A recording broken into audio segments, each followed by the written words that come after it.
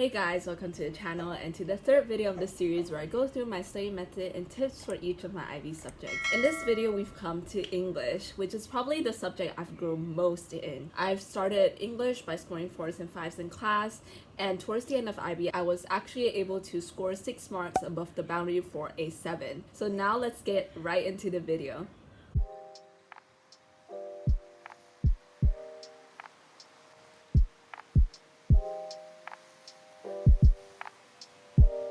So first, I want to talk about how I study my literature works. That means the books and all the texts that your teacher chose from the IB prescribed list for your class to study. Just to clarify, my cohort did not have paper 2 because I'm part of the May 2021 cohort and our paper 2 was removed from assessment. In studying literature works, I found the most important thing you can do is to learn how to annotate correctly. That helps you to learn more effectively and organize your thoughts. In the past, I really didn't know how to annotate. No one taught me how to annotate. Every time when I highlight things, I chose a different color. I used a different color to highlight different things. I underlined, which I have no idea what underline means to me. What I want to stress here is to develop a systematic way of annotating. I searched online on YouTube that time, and then I just learned from other people's color coding methods. So I identified the 5 most important things that you want to look in literature work. So for me, that was tone, diction, detail, figurative language, and syntax.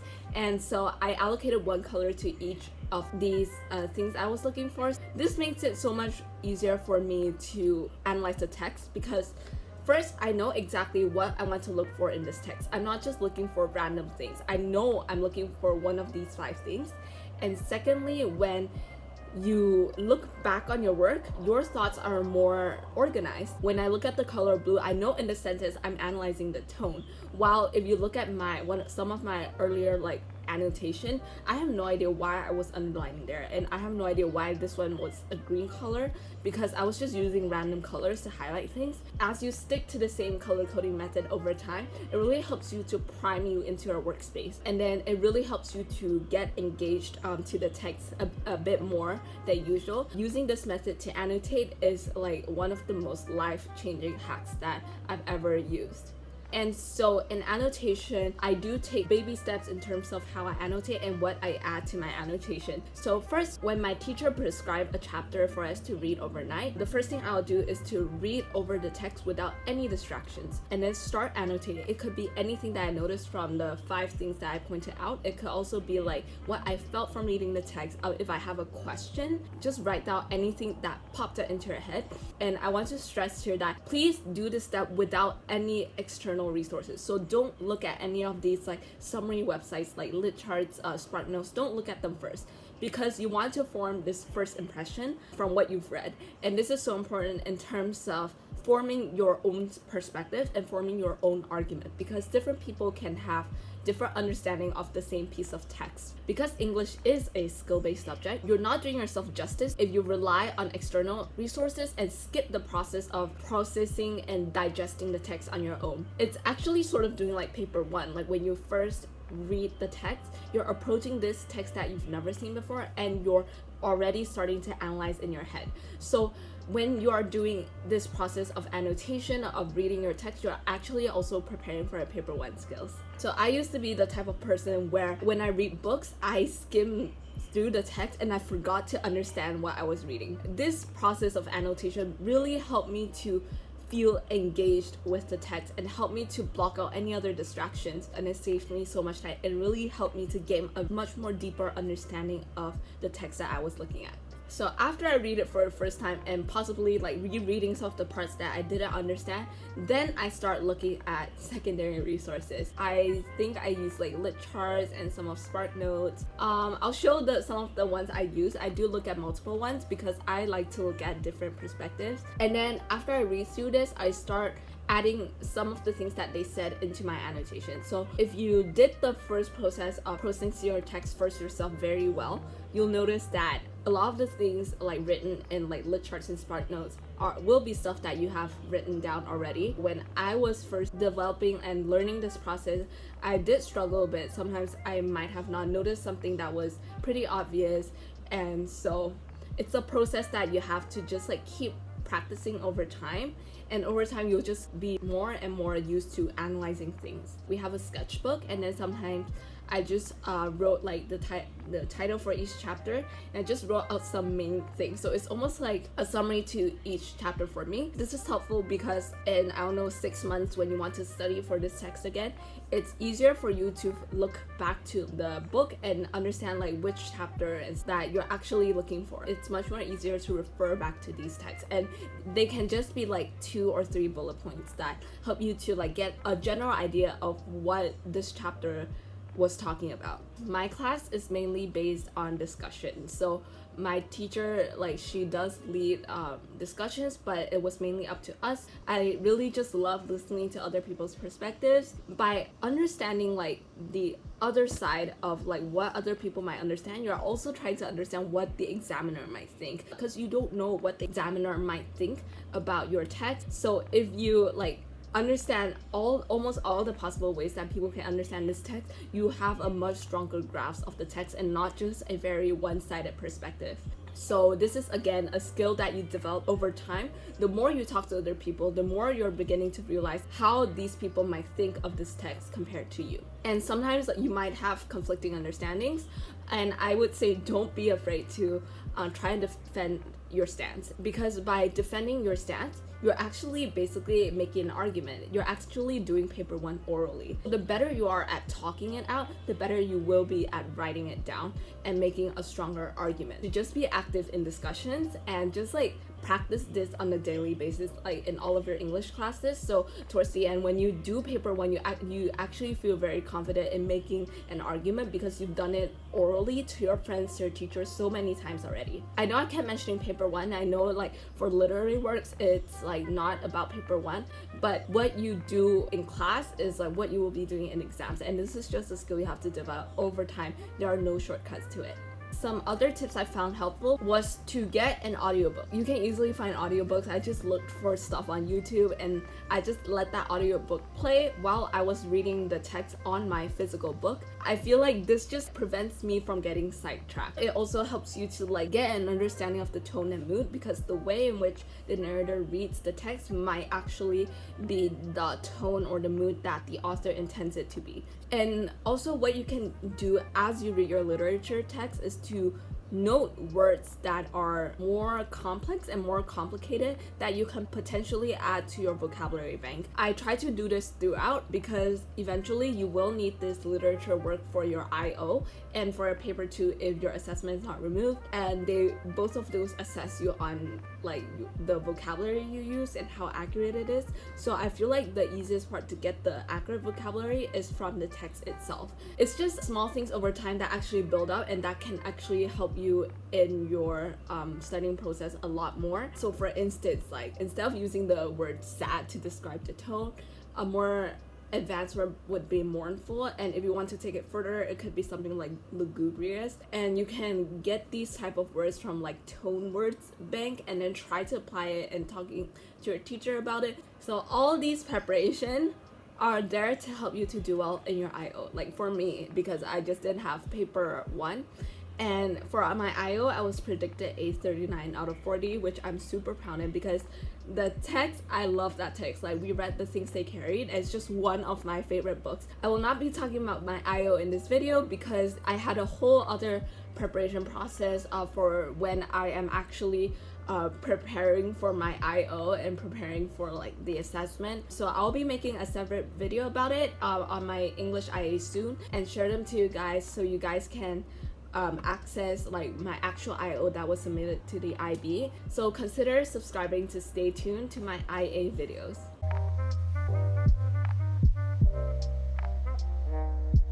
Let's move on to actually how like you can prepare for a paper 1, and this is the only exam assessment that we had, which is sort of weird. It takes up 55% of your overall grade. So paper 1 is mostly about your ability to analyze and to justify your argument with the effective use of evidence. So you definitely have to practice no matter what, like use past paper text from IB English textbooks. But here I want to tell you the process of me studying for paper 1, so hopefully you can learn something from it and you can implement some methods that I use to try to make the best out of doing past papers. Actually, before I do past papers, I actually look over the types of stylistic features out there. And I did this because my teacher never talked about stylistic feature in a very structural manner in class, so I had to look at it outside of class. Like at that point, I only knew very, very simple stylistic features. So I looked at stylistic feature a lot outside of class, and I did a lot of study outside of class. Well, not a lot, but I did some, and my teacher, she could see that, like, because I was naming some stylistic features that are very like obscure, and then like she was asking me about it. And in terms of looking stylistic features outside of class, don't memorize all of them. There's so many. There's no way that you can memorize all of them. And also it doesn't work unless you really start applying them and actually start seeing what they really are. So what I did here was that I looked at the Cambridge IB English textbook, so I'll link it in this description. It's this one with this cover. I looked at that one and I found that textbook to be the most helpful because it organized its table of content based on the different text types. So you can easily see the different stylistic features that are commonly associated with a specific text type. I read over this English textbook, I think over summer. Like I read a bit every day. This is just to give me an idea on what the possible features that I can potentially analyze on in the future. For instance, in the past, I did know something as simple as primary colors can be noted and can be analyzed. And it also really helped me to like actually note the obvious. Yeah, this is important. I'm going to bold it on the screen. Note the obvious, because some things as simple as like the use of empirical evidence have a reason behind it, and sometimes we just forget to talk about those because we just assume that everyone would know, but pointing it out is still important because it could be one bullet point on the mark scheme. So this is something I learned a lot from just like reading these textbooks and also looking over mark schemes. And so after I looked through these like textbooks and stuff like that, I started beginning to do past papers. So I feel like when you start doing past papers like outside of class, if your teacher did instruct you to do so, at the beginning I think it's better if you write a full essay. And when you really do get hang of the time and everything else, like towards the end, maybe the last month before you go into your exam, you can start writing essay outlines instead of full essays. So when I do this, I start to apply the stylistic features that I saw on the textbook previously onto the text. And I try to do it from memory first, like instead of just looking through the textbook and then see what applies. Try to explain how this feature has had an effect on the audience, because again, I'm going to bold this. It's so important to note the effect on the audience, because by noting the stylistic feature is one thing. The other thing is to be able to explain how it works, like explain why it's important in the context of this text provided. If I look at the essays I wrote at the beginning, I found them very overly descriptive and I don't really analyze a lot. And there's no point describing something that the examiner already know. So again, this takes time to develop, but it's something to keep in mind. Like try to keep asking yourself the question, what effect does it have on the audience? And I did have problem with doing that at the beginning. I struggled with it a lot, so I took some other approaches that will help me do that better in text. So after doing like some past papers, I started to note that some stylistic features often serve the same purpose. Like for example, anaphora is always used to like appeal to the emotions of the audience in order to persuade, inspire, or motivate them and encourage them, and to create a sense of participation and engagement from the audience. Most of the time, the effect of anaphora is the same. So if you had that prepared beforehand during your paper 1 exam, you can basically just regurgitate what you had prepared before onto a text, and so it saves you a lot more time instead of having to like think about how do you phrase this in your head during the exam. Of course, this depends on your judgment. It's not the same every time and depends on the context of the text, but I'm just saying most of the time the effect of the same stylistic feature is the same. So the way I did it was that I identified a lot of stylistic features that are more commonly used from past papers and from the textbook, and I made a table where I had the stylistic feature on one column, and on the other column I tried to Google like what is the effect of anaphora, for example, and I copy and pasted those onto the right side of the column. I just look at this like from time to time, so it just refreshes my memory as to what each stylistic feature is, what effect each stylistic feature has on the audience. I do this because I understand that I don't have a very good vocabulary. Sometimes I think in Chinese, and when I see a text and want to explain it, And when I think of the adjective or whatever thing I'm thinking of, I think about it in Chinese and I couldn't find an English word for it. That's why I had to go through this like very long process of just like collecting like stylistic features and researching about their effects, and then have them prepared beforehand. And so if you're really smart, like if your English is just really good and you can easily explain its effect on the audience, like you don't have to do this, but it's just something that I had to do because I really wanted to score well, and I maybe didn't have the very high language ability that I needed to do whatever I want in an English test. So in terms of the stylistic features that I compiled it into a Word doc, and so I will link them down in the description below. Again, I want to emphasize, like my IB psychology video, that a lot of the things in that document is copy and pasted from the internet. I did not intend it to use it on any of my assessments, just a way in which I study. So please don't copy and paste those things because it'll put you in a risk of plagiarism. Yeah, so go check it out if you need that sort of guide to help you. It's sort of a mini textbook I made for myself, and I just find it helpful for me.